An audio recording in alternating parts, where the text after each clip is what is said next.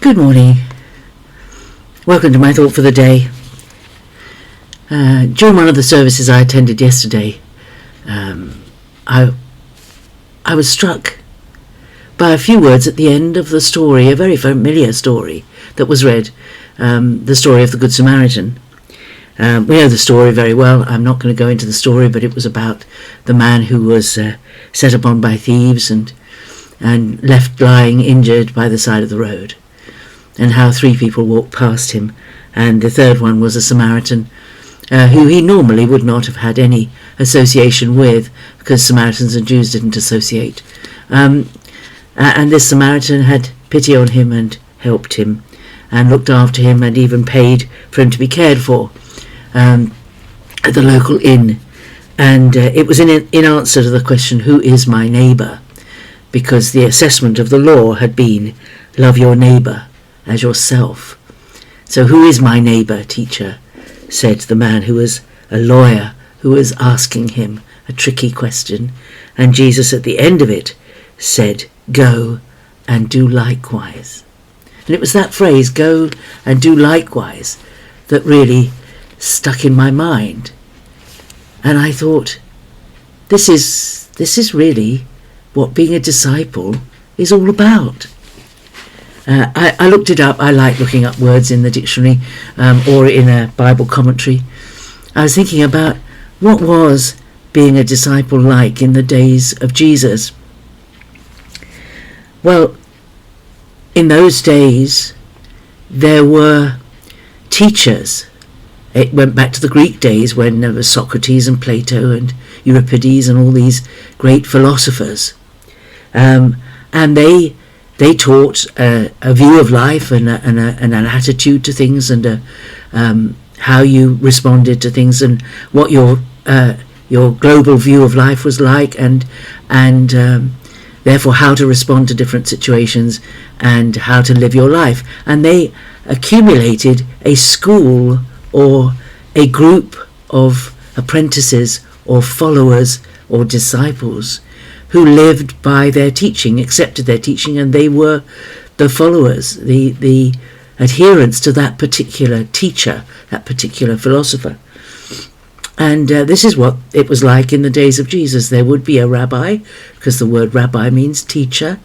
There would be a teacher who would teach a certain view of the Old Testament and of Moses and of God and how things worked and what the Messiah was going to be like and all those sort of things. They would teach a view of Judaism, and people would adhere to them and be their disciples or their followers. The dictionary says a disciple is a follower of the doctrines of a teacher or of a school of thought.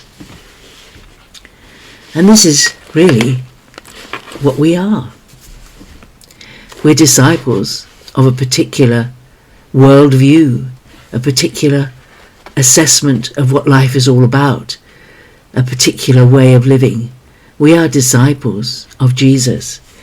And it's like described in this little phrase again in Matthew 11, where Jesus says, take my yoke upon you and learn from me. Now that yoke is not the yolk of an egg. It's not a YOLK kind of yolk. It's a YOKE kind of yolk. We don't see them much these days because we are mechanized in our farming and everything else. But back in the day, when farming was done either using oxen, probably in the times of Jesus, or shire horses in the early days of farming here in this country, where you had 2 animals and they had a wooden head apparatus that went across both necks. It was shaped to the necks of the animals and it was fastened to them, and they walked together to do the farming. And often they would put a more experienced animal next to a less experienced animal, so the less experienced animal could learn how to pull the plough or to pull the cart or whatever they were pulling from the more experienced animal. And I think I seem to remember that in the coronation and some of the great events we have happen, the horses that pull the carriages, the royal carriages, are put together in a similar way. There will always be an experienced lead horse and the other horses who are attached to them via the headdresses or the yokes learn from the more experienced animal. And Jesus said, "Take my yoke upon you and learn from me. For I am gentle and lowly in heart, and you will find rest for your souls. For my yoke is easy." Oh, excuse me. "For my yoke is easy and my burden is light." So imagine yourself as a shire horse pulling a plough with the harness on your neck and on the neck of Jesus.